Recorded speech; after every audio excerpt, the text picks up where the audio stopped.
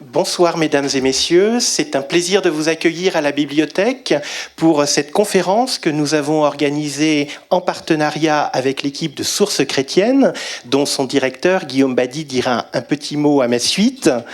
Je salue notre conférencier de ce soir, Alexis Balmont, qui est théologien, exégète, sinologue et qui est actuellement chercheur invité à l'université de Pékin.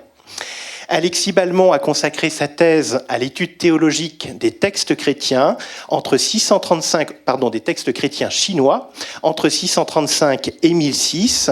C'est un travail d'une grande érudition qui analyse et décrypte les premières sources chrétiennes en Chine. C'est un ouvrage également qui a été remarqué par la communauté scientifique et qui a obtenu le prix Bellarmin décerné par le Vatican. Alexis Balmont a tiré de sa thèse un ouvrage qui a été publié en février aux éditions du Cerf sous le titre « Le christianisme chinois du Haut Moyen-Âge ». Donc nous le remercions vivement d'être présent avec nous ce soir et de nous faire partager ce sujet qui est fort méconnu en Europe. Avant de lui céder la parole, je tends le micro à Guillaume Badi pour quelques mots sur Sources chrétiennes.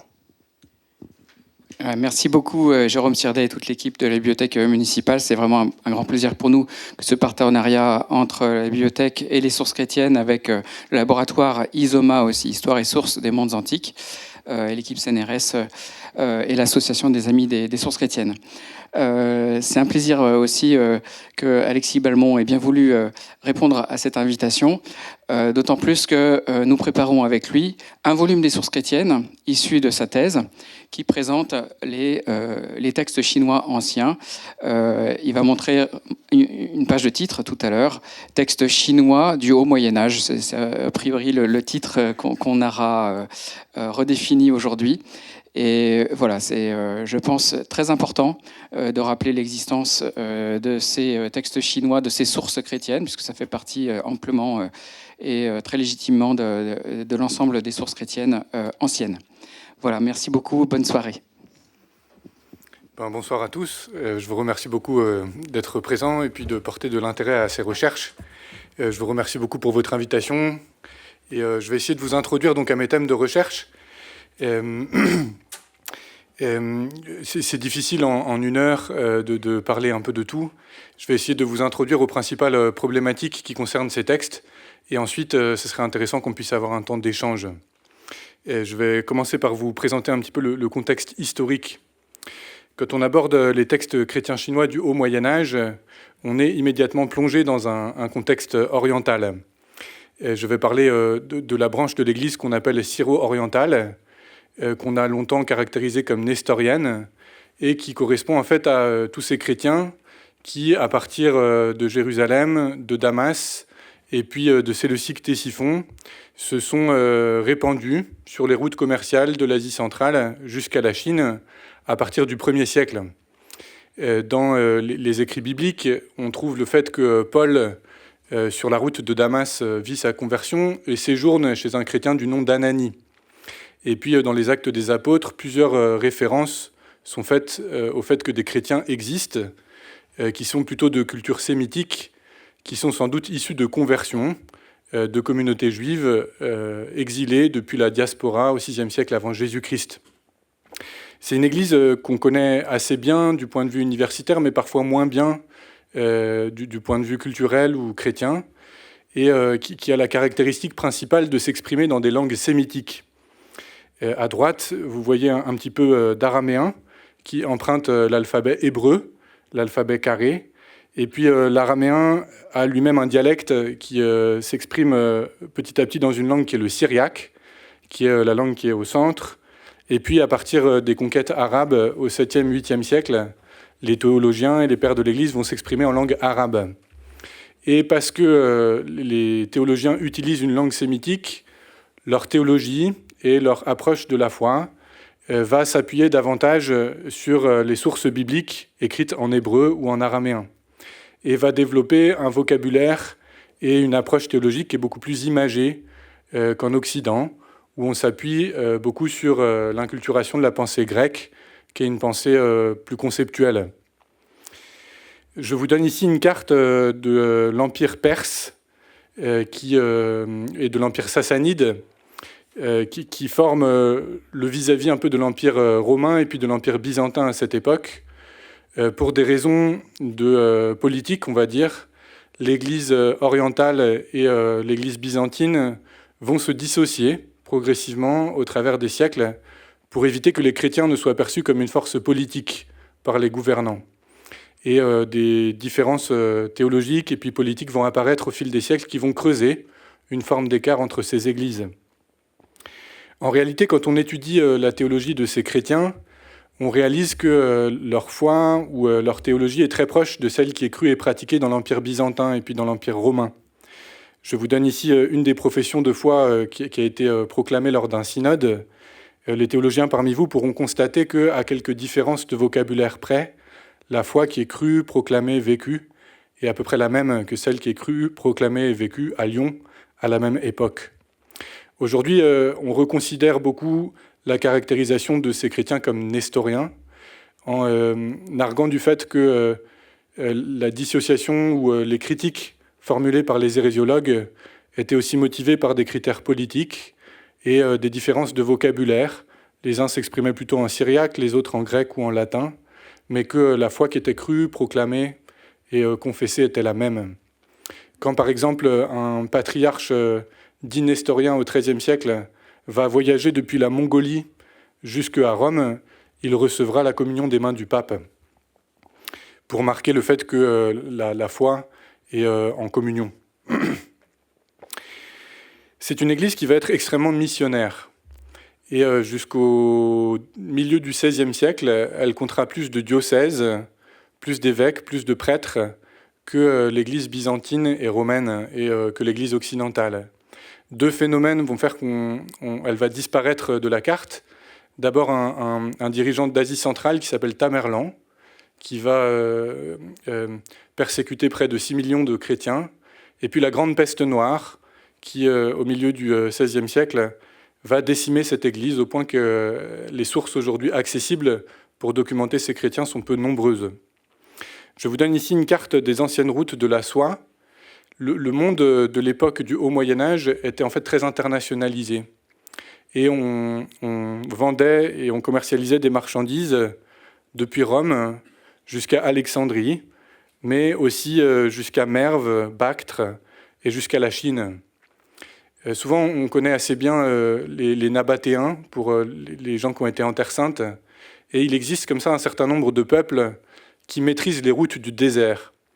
Et parmi ces routes du désert, un peuple qui maîtrise les routes d'Asie centrale, et qui s'appelle le peuple sogdien, va connaître de très nombreuses conversions au christianisme. C'est aussi un aspect méconnu de l'histoire de la recherche. Dans la décennie qui vient de s'écouler, de nouvelles études ont été consacrées à ces chrétiens. Je pense en particulier à un Russe qui s'appelle Bernard Ashurov, et puis un Américain qui s'appelle Daniel Sheridan, qui vient de publier une thèse sur cette question-là. Des nouvelles fouilles menées aujourd'hui au Kazakhstan, en Ouzbékistan, au nord du Pakistan, ont exhibé de très nombreux restes de petites royautés chrétiennes et de chrétiens qui s'expriment dans une langue qui est le sogdien. Le sogdien, c'est une langue qui provient du vieux perse et qui est en fait la seule langue unique sur les routes commerciales d'Asie centrale. À gauche, je vous donne un exemplaire d'un de ces manuscrits. Au centre, vous pouvez voir un très beau plat en argent qui représente la prise de Jéricho, qui est un thème biblique. Au sud, en bas de la représentation, vous trouvez quelques pièces qui contiennent des croix, dites nestoriennes, et à droite, des plans de basiliques et de monastères. Il y a quelques semaines, par exemple, un archéologue américain, Steven Gilbert, a obtenu de classer au patrimoine mondial de l'UNESCO un site qui s'appelle Urgut, qui aujourd'hui est à une centaine de kilomètres de Samarcande, où un très gros monastère chrétien a été découvert. Ces chrétiens sogdiens, pour les besoins du commerce, ils vont se répandre assez loin. Les sources chinoises notamment disent que les sogdiens sont un peuple de commerçants et que les jeunes hommes, dès l'âge de 7 ans, 8 ans, vont accompagner des caravanes pour apprendre à négocier et à réaliser des profits commerciaux. Ils vont s'installer notamment dans un réseau de colonies de l'ouest de la Chine. Je vous propose ici une carte de la fin des routes de la soie. Les routes de la soie débouchent sur une grande ville qui est à la fois une ville commerciale et puis une ville religieuse qui contient de très nombreux temples bouddhiques qui s'appelle Dunhuang. Vous avez peut-être aussi entendu parler de Turfan. Mais dans ces villes de l'ouest de la Chine vivent des colonies sogdiennes, parmi lesquelles il existe des chrétiens, des zoroastres et puis des manichéens. Un autre phénomène qui va catalyser l'arrivée de chrétiens en Chine, c'est les conquêtes arabes. Dans les sources chinoises est documentée la fuite d'une partie de la cour sassanide en Chine. Les conquêtes arabes sont fulgurantes au début du 7e siècle, et il y a des liens entre la cour impériale des Tang et la cour du roi des rois perses. Et on sait que la cour perse va recevoir autorité sur un territoire qui s'appelle le gouvernorat des Perses, que vous trouvez sur la carte de droite, qui est une carte de Chine, à l'extrême gauche de la carte. Et que les Perses vont aussi se réfugier à Chang'an, qui est la capitale. Et par des sources indirectes, on sait que de très nombreux chrétiens sont présents dans la cour du roi perse. Est documentée par exemple l'existence de Shirin, qui était une épouse royale chrétienne. On sait par exemple que quand Pérose III, un des derniers rois perses, meurt, ses funérailles vont être organisées par l'évêque de la ville de Merv. Et donc il y a beaucoup de chrétiens dans cette cour.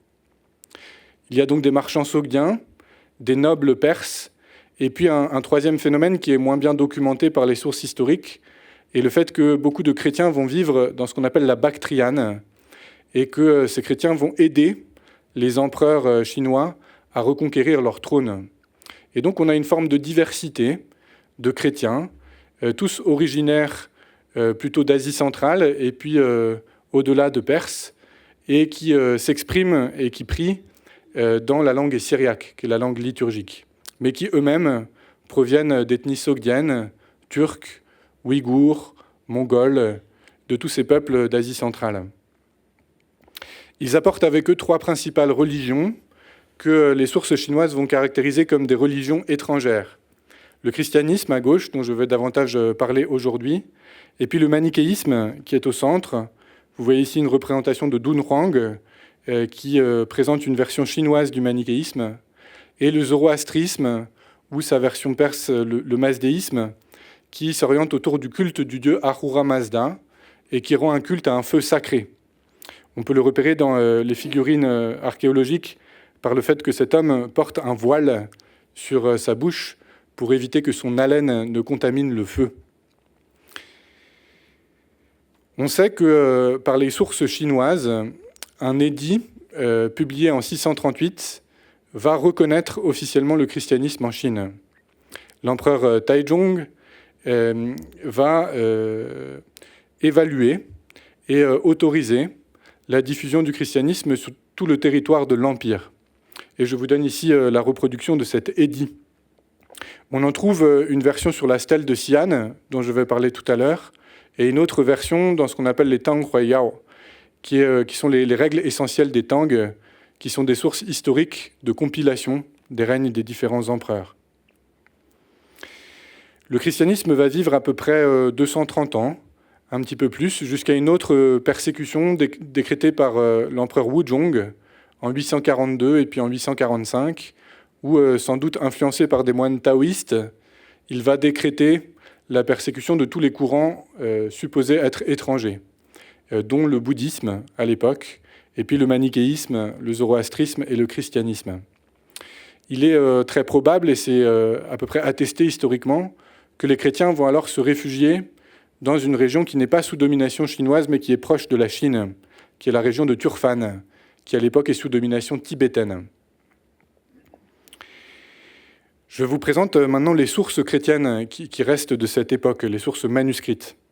La plus connue de ces sources, c'est la stèle de Xi'an, qui est une grande stèle de granit noir, qui est aujourd'hui conservée dans le musée de la forêt des stèles, dans la ville de Xi'an, dans un musée qui est à côté de la vieille muraille, qui a été découverte entre 1623 et 1625.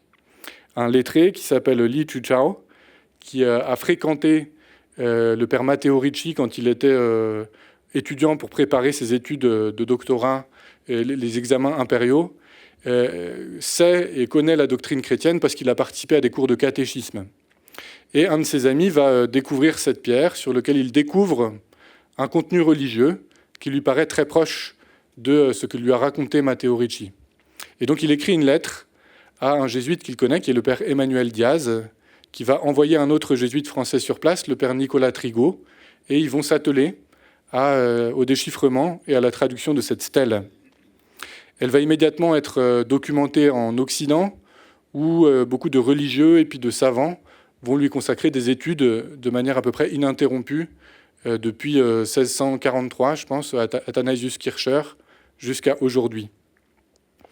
D'un point de vue physique, c'est une grande stèle d'à peu près 3 mètres de haut qui contient un peu plus de 1700 caractères chinois et qui, sur les côtés du monument, contient une liste de noms à moitié en chinois et puis avec un équivalent syriaque pour la plupart des noms proposés.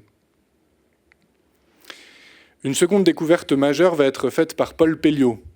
Vous avez sans doute entendu parler de cet explorateur, philologue de génie, fondateur, ou en tout cas un des premiers membres de l'école française d'Extrême-Orient, qui va être missionné pour des missions archéologiques en Asie centrale et dans l'ouest de la Chine. Paul Pelliot apprend par le réseau des explorateurs de l'époque, notamment par Aurel Stein, qui est envoyé par les Indes britanniques, qu'une cave a été découverte dans une des 1000 grottes de Dunhuang. Le prêtre taoïste gardien du lieu, en faisant des réfections dans une des chapelles taoïques, découvre une cache dans laquelle sont des milliers de manuscrits. Paul Pelliot déplace son expédition archéologique, convainc le gardien de le laisser rentrer et pendant 3 semaines, à la lueur d'une bougie, va déchiffrer des milliers de manuscrits qui sont aujourd'hui conservés à la Bibliothèque nationale de France. Parmi les milliers de manuscrits qu'il déchiffre et qu'il emporte en France, se trouvent 3 fragments de textes chrétiens. Le premier fragment contient un texte assez mystérieux, qui est une liste de livres et de personnes appelées vénérables. On pourrait dire bienheureux ou saints, et qui présente à peu près 35 livres chrétiens par leur titre, et qui présente une trentaine de personnes déclarées comme vénérables. L'interprétation sans doute la plus logique pour interpréter ce texte, c'est de le lire comme une litanie des saints. Il existait dans la liturgie bouddhique des invocations aux livres sacrés et aux personnes, aux bodhisattvas, et qui assuraient des protections à ceux qui les priaient. Et il est probable que cette liste soit un équivalent chrétien de cette pratique bouddhique. Un deuxième texte qui va être contenu sur ce qu'on appelle aujourd'hui le manuscrit Pelliot-chinois 3847, c'est une libre adaptation du Gloria, et dans sa version syriaque ou dans sa version sogdienne, qui va traduire ce texte et puis y ajouter des développements pour correspondre à la prosodie chinoise. Et puis ce texte contient aussi une petite note explicative qui raconte l'histoire du christianisme en Chine. Première découverte, donc Paul Pelliot, 1908. Ensuite, c'est plus confus. On sait que les manuscrits de Dunhuang que Paul Pelliot découvre vont être exposés à Pékin en 1910 et 1911, et qu'un certain nombre d'intellectuels chinois vont observer, admirer les manuscrits et vont aussi réagir en signant une pétition pour demander au gouvernement de rapporter ces trésors manuscrits en Chine pour qu'ils soient conservés à Pékin, pour éviter que les archéologues étrangers ne mettent la main dessus. On sait que parmi les intellectuels de cette époque, il y a un haut fonctionnaire chinois qui s'appelle Li Shengduo, qui va récupérer, on ne sait pas bien comment, une quantité importante de ces manuscrits qui vont se retrouver dans sa collection privée. On trouve dans les sources aujourd'hui bibliographiques plusieurs versions pour expliquer comment ces manuscrits se retrouvent dans sa collection privée, ce qui est un petit peu gênant. Et la solution la plus probable est que, s'appuyant sur son réseau familial, il prend pour les protéger, pour les conserver, pour les avoir dans sa collection, une charrette entière, écrit Suzanne Whitfield de la British Library, qui se retrouve dans sa collection privée. Ces manuscrits, parce qu'ils ont été acquis de manière pas très légale, vont mettre du temps à être publiés et documentés. Et parmi tous ces manuscrits, 2 contiennent un contenu chrétien. Il y a un manuscrit qui est aujourd'hui conservé à Osaka, qui s'est retrouvé à Osaka parce que Li Shengduo va faire banqueroute en 1935 et va vendre une partie très importante de sa collection à des chercheurs japonais, privés. Et parmi ces manuscrits, il y a celui-ci, qu'on appelle aujourd'hui le manuscrit Kuoyu numéro 431, on n'a pas d'autre nom, qui contient un texte qui s'appelle le classique de l'origine, qui est un texte de teneur apocalyptique. Il y a ce que le texte appelle un maître de la loi, ou un saint, un bienheureux, qui transmet une vision qu'il reçoit à Nazareth et un enseignement sur le fait que Dieu est origine de toutes les origines. Parmi les manuscrits qui sont passés par la collection privée de Li Shengduo, un second manuscrit, appelé le manuscrit Haneda, parce qu'un savant japonais nommé Haneda va être le premier à l'éditer et à le publier, contient un dialogue entre le Messie et un de ses disciples appelé Simon-Pierre, qui est un dialogue de teneur bouddhique pour guider tous ceux à qui ce texte est adressé, qui liront ce texte, pour les conduire à la joie et à la paix. Et qui est un texte qui reproduit après tous les codes littéraires des textes bouddhiques, mais dont le contenu théologique est un contenu résolument chrétien, de très grande qualité mystique. Un autre manuscrit va apparaître en 1917-1918. Un savant japonais qui est de passage dans la région de Dunhuang va acquérir, en l'achetant, un manuscrit qu'on appelle le manuscrit Tomioka, et qui lui-même va être aussi documenté par M. Haneda, qui va très vite publier le fait que ce manuscrit existe et publier dès 1931 des photographies de ce manuscrit au Japon. C'est un texte qui est très important, qui contient à peu près 7000 caractères, ce qui est l'équivalent de tous les autres textes réunis. Il contient une sorte de sermon catéchétique qui décrit un peu l'existence de Dieu, et puis Dieu d'un point de vue métaphysique, et puis qui contient ensuite un enseignement sur la démonologie chrétienne, qui sont les démons, pourquoi mieux comprendre les démons permet de mieux les combattre, puis qui contient une version étonnante du Sermon sur la montagne, fragmentaire, qui présente l'enseignement d'un maître de la loi, appelé le vénérable de ce monde, mais dont la logique et l'ordre correspond à celui du Sermon sur la montagne, Matthieu 5, 7, et qui contient ensuite un récit de la passion, de la résurrection, et des actes posés par les premiers disciples, jusqu'à une partie exhortative où celui qui écrit le manuscrit invite tous ses auditeurs à eux-mêmes recevoir et transmettre la foi.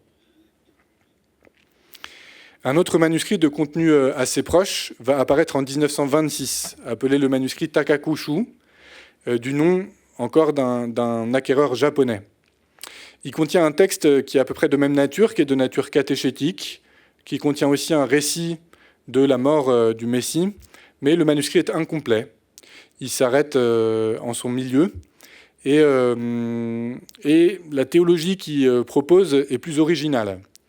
Le manuscrit enseigne que Jésus était végétarien, et que parmi tous les commandements que les chrétiens sont appelés à respecter, il faut s'abstenir de consommer de la viande et d'offrir des sacrifices. C'est un texte plus intrigant, qui emprunte sans doute à des courants manichéens ou bouddhiques. Ensuite, en 1943, 45 et puis 49, un savant qui va beaucoup étudier ces textes, lui aussi japonais, qui s'appelle Peter Saeki, va, dans son édition de 1951 d'un gros livre qui s'appelle The Nestorian Documents and Relics in China, documenter 2 autres manuscrits. Son récit, c'est qu'un de ses amis en Chine, M. Kojima, a découvert des photographies dans les affaires qu'a laissées Li Shengduo à sa mort. Peter Saeki va publier ces photographies et traduire ces textes. Et il pense que le premier de ces manuscrits, le manuscrit Kojima A, est une hymne liturgique, et le second est une partie d'un des manuscrits déjà publiés. Et puis en 2006, une autre découverte va être importante, celle d'un pilier funéraire dans la région de Luoyang, en Chine actuelle, qui est un pilier qu'on appelle un pilier d'Arani, C'est encore une pratique bouddhique qui est d'inscrire sur un pilier un texte religieux pour que ceux qui puissent le mémoriser puissent acquérir des mérites pour eux et pour le défunt pour lequel le pilier a été érigé. Et sur ce pilier va apparaître une version d'un des textes qui n'était connu que par un manuscrit incomplet. Et puis tous ces textes, tous ces 4 manuscrits qui sont passés par des mains japonaises étaient considérés comme perdus, jusqu'à ce que par hasard, dans une exposition à Osaka, en 2009, ces manuscrits réapparaissent. Si on résume, on se retrouve avec à peu près 9 sources qui sont inscrites ici et qui ont formé l'essentiel de la recherche jusqu'à 2006, on va dire. On rentre maintenant dans les questions un peu disputées, un petit peu compliquées. Il va y avoir plusieurs coups de théâtre. Jusqu'en 2006, on va dire, je vous présente par exemple un ouvrage qui a été publié en 2006, édité par Roman Malek, de la Société du Verbe de SVD, Société du Verbe divin, Saint-Augustin. Et la recherche va s'appuyer sur 2 œuvres décisives, séminales, qui sont celles de Arthur Moule en 1930, qui recense et commente les textes déjà connus à son époque, puis celle de Peter Saeki, qui est le savant majeur qui va s'intéresser à ces textes au XXe siècle. En 1992, dans un papier publié d'abord en chinois et puis traduit en anglais en 1996, 2 savants chinois vont découvrir que les 2 manuscrits que Peter Saeki avait reçus par des photographies sont en fait sans doute des faux. Ils vont s'appuyer sur plusieurs éléments. D'abord sur le fait que l'origine de ces manuscrits est assez douteuse. En fait, Zhong Xinxiang, qui est à droite, va démontrer que Li Chengdu a vendu à peu près la totalité de sa collection pour des raisons financières en 1935. Et donc il y a peu de chances qu'il ait laissé de côté des manuscrits chrétiens, qui évidemment ont une grande valeur. Il va aussi s'appuyer sur le fait que le sceau qui est apposé sur ces manuscrits ne correspond ni à l'habitude, ni à la manière de faire de ce haut fonctionnaire. Et puis, si on étudie ces manuscrits de plus près, on peut repérer des anachronismes. Il y a des anachronismes, il y a un des textes qui se présente comme une poésie de l'époque Tang, qui ne respecte pas en fait les règles de poésie de l'époque Tang. Et puis là, je prends un exemple qui est plutôt de ma propre découverte, qui est, vous avez un petit colophon sur ce manuscrit, où un scribe explique à quoi le texte sert. Et il décrit une liturgie. Il décrit une liturgie qui présente 3 lectures. Il dit, voilà, la première lecture va être tirée du classique du Trésor céleste. Et alors souvent, les commentateurs, quand ce texte était considéré comme authentique, disent, c'est sans doute l'Ancien Testament. Ensuite, il va dire, la seconde lecture est tirée du classique du Saint-Roi David, ce que les bons chrétiens vont immédiatement identifier au livre des psaumes. Et puis le 3e classique, nom de livre, Acitulilu, est reconnu comme une transcription du mot « évangile ». C'est aussi un terme qui apparaît dans un autre manuscrit déjà édité. On décrit donc un office liturgique qui comporte 3 lectures, dont la première est tirée de l'Ancien Testament, la seconde est un psaume, et la lecture principale est un évangile. En réalité, ça ressemble beaucoup à une messe de semaine, ou à une messe avant Vatican II, de la messe qui était pratiquée à l'époque où le manuscrit apparaît. En réalité, c'est une liturgie qui n'a jamais été pratiquée en milieu syriaque. En milieu syriaque, on a 4 lectures et le livre des psaumes n'est jamais considéré comme une lecture. Donc on comprend bien qu'un faussaire a imité un texte mais a commis quelques erreurs. Il ne connaissait pas bien la liturgie syriaque et a pensé que la messe qui était dite et pratiquée au Moyen-Âge en milieu syriaque correspondait à celle qui était dite et pratiquée à Pékin en 1943. À partir de cette découverte majeure qui va mettre un peu de temps à être acceptée, qui est encore pas toujours acceptée par tous les chercheurs, 2 doutes vont être posés sur les 2 manuscrits qui sont apparus en 1918 et en 1926. Lin Wushu, qui a été à l'origine du premier papier, va conduire des nouvelles recherches sur le manuscrit Tomioka, celui qui comporte un très grand texte catéchétique d'à peu près 7000 caractères. Et il va proposer, comme le chinois qui est écrit et étrange et que le texte comporte des erreurs, qu'il soit ce qu'on appelle un faux raffiné. Il explique que la tradition du faux est présente en Chine, d'abord pour honorer un texte, aussi pour en retirer un fruit commercial. Et qu'il arrive que des pilleurs de trésors ou que des gens qui vivent dans l'ouest de la Chine tombent sur des manuscrits malheureusement en très bon état, enfin en très mauvais état. Et que pour le vendre à un prix plus important, ils vont recopier le contenu sur un nouveau support. Et il dit qu'il est tout à fait possible que ce manuscrit soit issu de cette pratique-là. Il est aussi possible, dit-il, que ce texte soit un faux, peut-être produit par des religieux jésuites ou des religieux de l'époque Ming ou Qing, et pour documenter la présence ancienne du christianisme en Chine.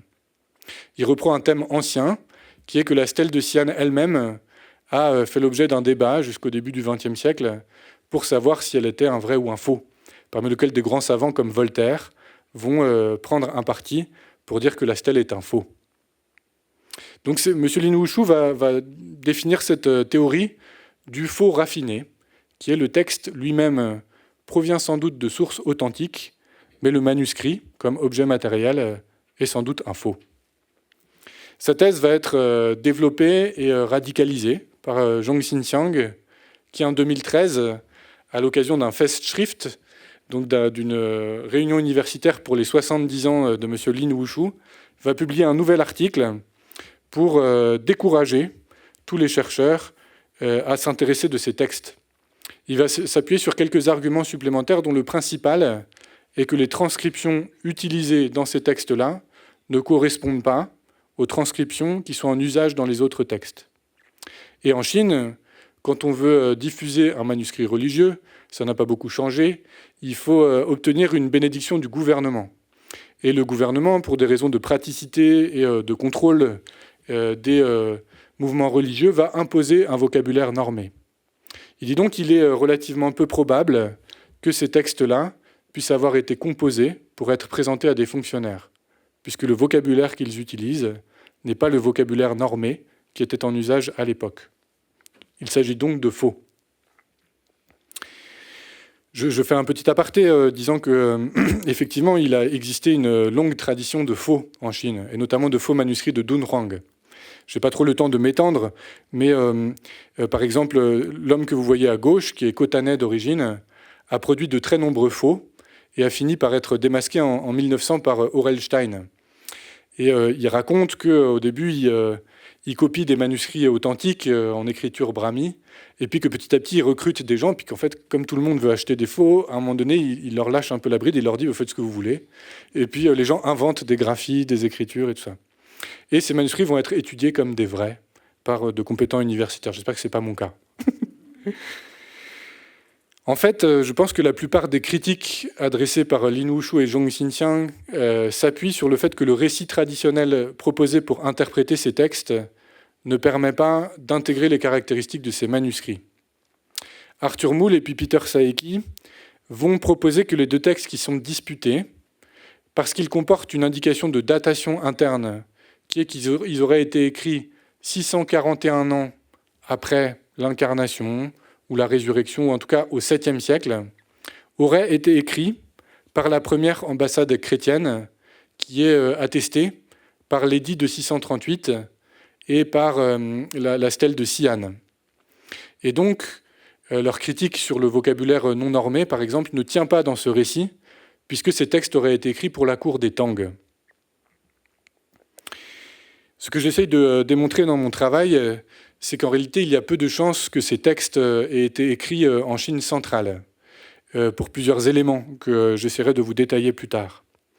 Peut-être ici, ce qui vous intéresse, c'est aussi de regarder un peu à l'intérieur de ces textes, qui est quelle est la théologie qui est proclamée, qui est vécue. C'est aussi un débat à travers toute l'histoire de la recherche. Une des principales questions que se posent les commentateurs, c'est d'essayer d'expliquer pourquoi le christianisme disparaît en 845. Et plusieurs points de vue s'affrontent. Peter Saeki va par exemple noter que les textes utilisent de manière massive un vocabulaire bouddhique, taoïque. Et il va interpréter ça comme une forme de branche du bouddhisme ou une nature compromise du christianisme. D'autres chercheurs, comme M. Foster, vont plutôt reconnaître à travers les termes qui sont utilisés une foi qui est en fait assez traditionnelle et assez orthodoxe, au sens où elle s'écarte peu de ce qui est vécu et pratiqué à la même époque à Bagdad. Une autre question qui traverse l'histoire de la recherche est celle de l'autorité de ces textes ou de l'attribution de ces textes. Un des préjugés qui traverse l'histoire de la recherche, qui est bien incarné par un sinologue très renommé, qui est Jacques Gernet, est que comme ces textes sont très inculturés dans le vocabulaire chinois, ils n'auraient pas pu être écrits par des étrangers. Et qu'ils ont forcément été écrits par des gens qui connaissaient extrêmement bien le bouddhisme et le taoïsme, et que ces gens, par nature, ne devaient sans doute pas être chrétiens. C'est aussi une ligne qu'on trouve dans l'interprétation de ces textes.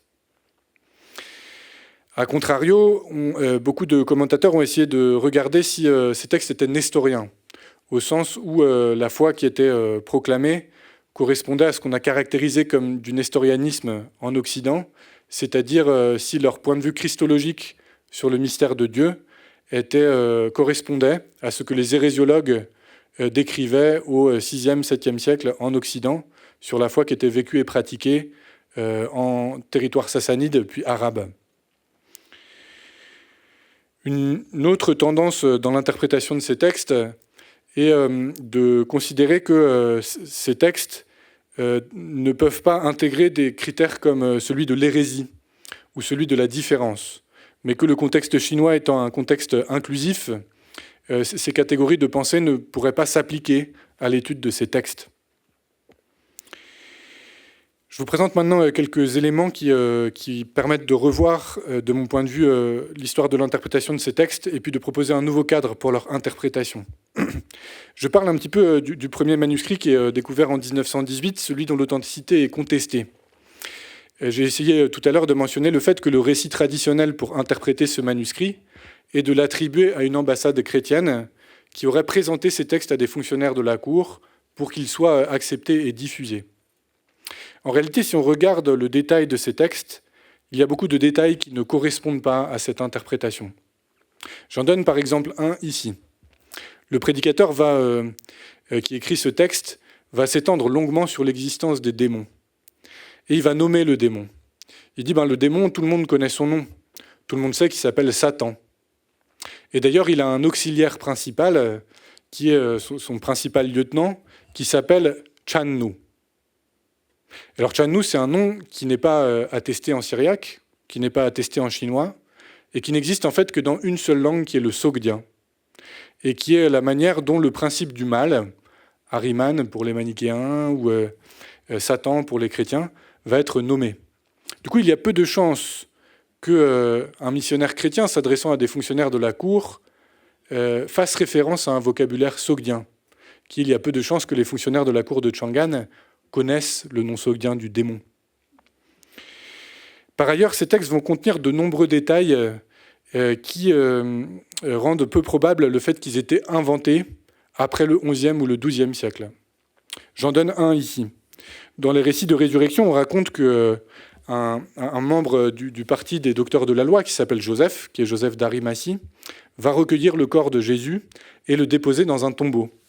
Et puis, le texte précise que sur la pierre, Joseph d'Arimathie et les gardes vont apposer un sceau.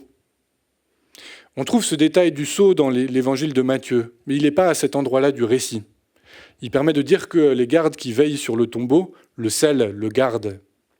Dans la tradition syriaque, en revanche, c'est un thème qui est développé dans de nombreux apocryphes, en particulier dans un texte qui s'appelle la caverne des trésors. Dans la caverne des trésors, on insiste beaucoup sur la véracité de la résurrection. Et un des arguments qu'on donne, c'est que Joseph a apposé un sceau sur le tombeau. Heureusement, parce que Pierre, le soir de la résurrection, qui était le soir de Pâques pour les Syriaques, est allé trouver les gardes pour les faire boire et les enivrer, avec le projet de voler le corps du Messie. Mais quand les gardes étaient enivrés et que Pierre s'approchait du tombeau, le Messie est ressuscité et il est sorti du tombeau. Et la preuve que cet événement est surnaturel, c'est que les sceaux du tombeau apposés par Joseph n'ont jamais été brisés. Ce genre de récit qui existe dans les sources apocryphes n'a jamais été vraiment enseigné aux époques ultérieures dans l'histoire du christianisme. Et donc il y a peu de chances qu'un faussaire ou qu'un religieux des époques postérieures, de tradition plutôt latine, ait inventé ce genre de détails. Un autre exemple, c'est que ce texte est assez violent, en fait. Il va beaucoup critiquer des adversaires. Et parmi les adversaires qui critiquent, il va décrire leurs pratiques religieuses. Et c'est le texte que je vous propose ici. Ils disent « Les hommes qui obéissent au soleil, à la lune, aux étoiles, aux constellations, au feu ou aux dieux pour les servir, qui les révèrent et leur rendent un culte, qu'ils craignent. » Et le prédicateur les envoie au diable, disant « Si vous continuez à faire ce genre de pratique, vous irez en enfer dont vous ne sortirez jamais. » Il y a peu de chances que ce genre de culte ait été très répandu à la cour de Chang'an. Il y a peu de chances que ce type de polémique ou de critique fasse partie d'un texte catéchétique présenté aux fonctionnaires de la cour. Par ailleurs, ce type de pratique correspond parfaitement à ce qu'on connaît du zoroastrisme d'Asie centrale, qui n'a jamais été très répandu en Chine. Il paraît donc beaucoup plus probable que ce texte ait été écrit dans l'ouest de la Chine, plutôt à destination de marchands sogdiens, proches de la foi ou commençant dans la foi, qui connaissent la langue sogdienne et le nom sogdien du démon, qui sont attirés par des pratiques qui sont celles qui sont décrites ici, et écrits par des prédicateurs qui portent une histoire et une tradition syriaque. Pour ce qui est de l'interprétation de ces textes, en étudiant leur théologie, ce qui est très intéressant de mon point de vue, c'est qu'ils empruntent en fait à la fois à de l'imagerie bouddhique et à de l'imagerie chrétienne, et qu'il est difficile de séparer ces deux registres d'imagerie. Je prends deux exemples. Ici, dans les deux passages que je vous propose, le premier tiré de la stèle de Xi'an, le second de la version chinoise du Gloria, ou en tout cas de ce poème formé à partir du Gloria, vous avez une image qui est celle du Christ qui conduit ce qu'on appelle la barque de la compassion. Cette image, elle vient évidemment pour un sinologue d'un arrière-fond bouddhique. Et il y a toute une liturgie et puis toute une imagerie qui est liée à Guanyin, qui est une des manifestations du Bouddha, qui consiste à décrire l'humanité prise dans les océans de l'eau, dans les eaux de la vie et de la mort, à travers le cycle des renaissances. Et Guanyin va embarquer tous les hommes et les femmes en peine dans la barque de sa compassion, pour les faire traverser l'océan de l'existence jusqu'à la rive du Nirvana. Pour une mentalité chrétienne, ça va aussi évidemment évoquer l'arche de Noé, et puis la barque du lac de Galilée, qui est de représenter le Christ comme un pilote qui embarque à son bord les disciples et figures de l'Église pour que, à travers la tempête qui témoigne déjà de sa résurrection et des peines que l'Église va avoir à traverser, les conduire jusqu'au paradis. Mais il est difficile de séparer ou de distinguer ces deux imaginaires. Je prends un autre exemple, qui est dans le poème qui est apparenté au Gloria. Le priant prie Dieu et puis demande à Dieu de faire descendre sa rosée sucrée, ganlu en chinois. Pour un sinologue, évidemment, la rosée sucrée, elle évoque un mythe taoïque qui est que les immortels se nourrissent de ce qu'on pourrait appeler un équivalent de l'ambroisie des Grecs pour atteindre l'immortalité. Et le terme qui est utilisé évoque cet imaginaire. En fait, c'est aussi un imaginaire qui est très présent dans le monde syriaque. Par exemple, beaucoup d'apocryphes vont décrire, dans le livre de Daniel, vous connaissez peut-être cet épisode, de Ananias, Azarias et Misaël, qui sont précipités par le roi Nabuchodonosor dans une fournaise, chauffée à une température extrême, au point que ceux qui chauffent la fournaise sont immédiatement brûlés. Et ils descendent dans la fournaise, et un quatrième personnage apparaît, ou en tout cas, ils ne sont pas touchés par le feu. Quand ils en sortent, leurs habits ne sentent pas le feu, et puis ils ne sont pas brûlés. Dans la tradition syriaque, on va expliquer ça par le fait qu'un vent de rosée va imprégner le feu et va les protéger. Évidemment, cette imagerie, elle est commune, qui est le feu symbolise l'enfer, et la rosée sucrée va les protéger. De même que le vent de rosée va protéger Ananias, Azarias et Misaël. Mais il est difficile, dans cette image, de distinguer ou de séparer un arrière-fond qui serait plutôt taoïque ou bouddhique d'un arrière-fond chrétien. On peut plutôt imaginer que, forts de leur tradition syriaque et possédant une bonne connaissance des cultures et des religions auxquelles ils s'adressent, les auteurs adaptent les images chrétiennes pour les transmettre dans le vocabulaire qui est cru et compris à leur époque. Un autre élément auquel j'ai essayé de m'attacher dans ma recherche, c'est d'essayer de documenter la diversité des milieux chrétiens. J'ai dit au début de cette conférence qu'on connaissait bien les milieux sogdiens, les milieux perses et les milieux bactriens. Mais qu'un des points de critique sur l'authenticité de ces textes, c'est que les choix de transcription ne sont pas les mêmes.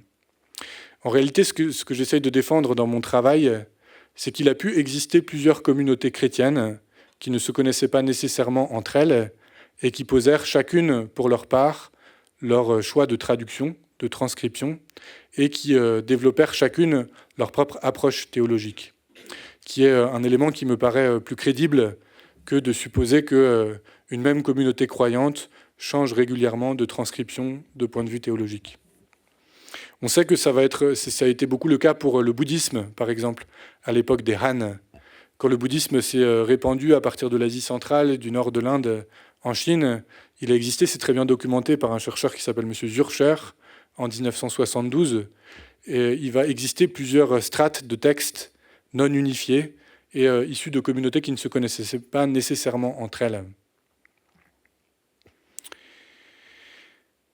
Voilà, c'est un autre thème que je n'ai pas trop le temps de développer, je pense, et qui est qu'un des textes les plus particulièrement original, celui qui s'appelle le Classique du Messie, qui est le texte documenté en 1926, qui développe une théologie qui est très originale, qui présente Jésus comme végétarien, qui exhorte ses destinataires à s'abstenir de la pratique des sacrifices.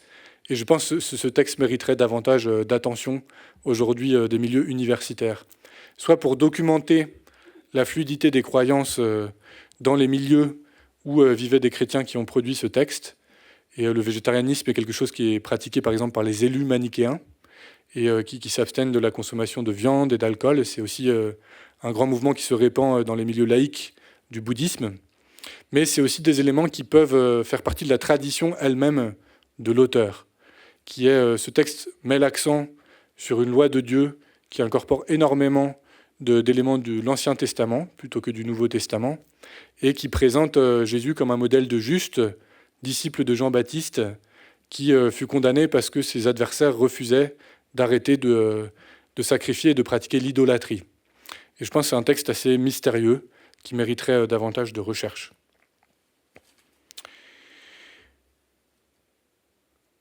Voilà, je donne quelques éléments aussi pour vous avez ici une comparaison des deux récits de la crucifixion qui se trouvent dans les deux manuscrits découverts en 1918 et en 1926. Je nomme un certain nombre d'éléments.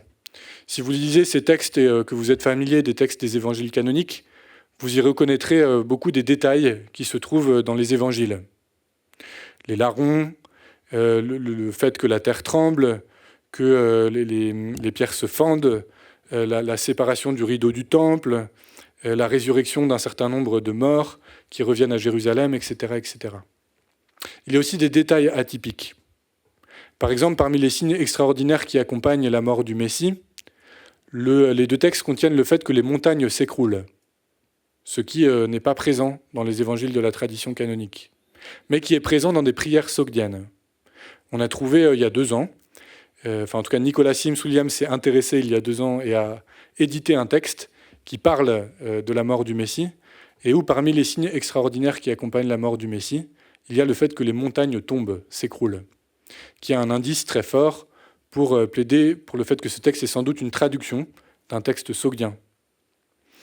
Il y a ensuite des éléments qui plaident pour le fait que ces deux textes, malgré ce que propose l'histoire de la recherche, ont sans doute été écrits par des auteurs différents. Le vocabulaire qui est utilisé pour la crucifixion, par exemple, n'est pas le même. Par ailleurs, le premier auteur va documenter le fait que certains morts reviennent à la vie, mais seuls ceux qui sont justes et vertueux, tandis que le second auteur dit que tous les morts reviennent à la vie, ce qui sont 2 points de vue théologiques bien distincts. Et puis un troisième élément qui est intéressant, c'est que les 2 textes, chacun à sa manière, vont donner une date pour la mort du Messie. Le premier va dire que c'était le 14 du premier mois, et le second, le 6e jour de jeûne.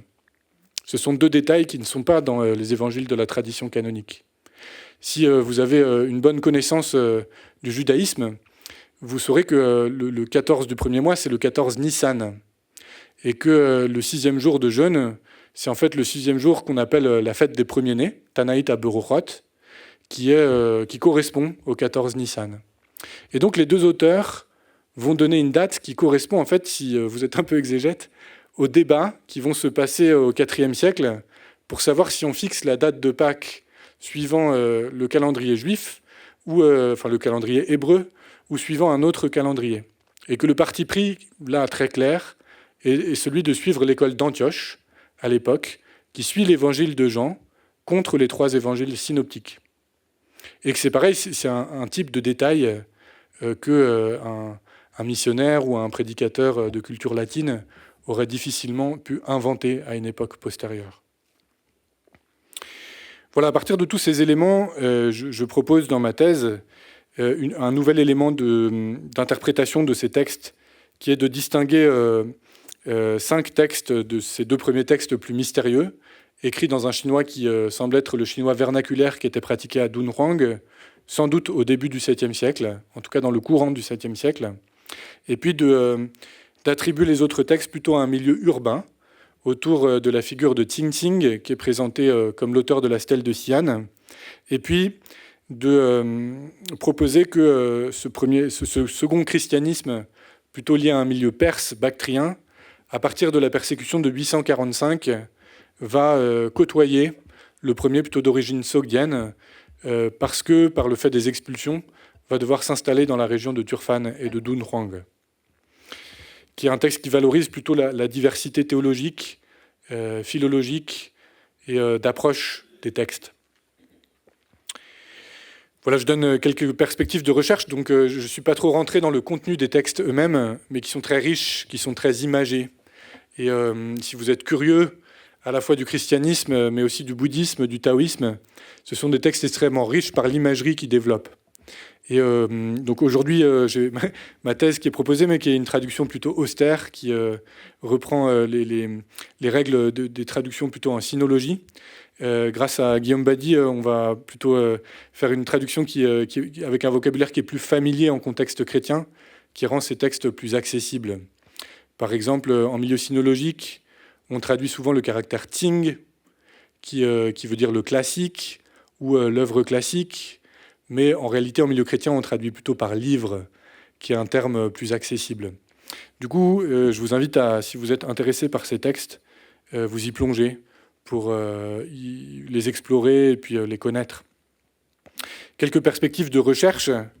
Depuis quelques années, des nouvelles fouilles ont lieu dans l'ouest de la Chine, en particulier dans la région de Dunhuang, dans un monastère chrétien qui avait été fouillé en 1904 par Albert von Lecoq. Et on a redécouvert des centaines de fragments de manuscrits écrits en syriaque et en sogdien de contenu chrétien. En particulier, on a découvert un des plus anciens exemplaires du Rudra, qui est un livre liturgique syriaque, et qui va sans doute connaître une nouvelle édition. Et j'espère que tous ces textes qui sont aujourd'hui découverts, qui contiennent à la fois des textes liturgiques, mais aussi des apocryphes, des textes bibliques, vont apporter des connaissances nouvelles sur le christianisme qui s'est développé dans cette région à cette époque. Voilà. C'est ma manière de continuer ces recherches-là pour mieux connaître ces textes et le contexte dans lequel ils ont été écrits. Alors, merci beaucoup pour votre attention.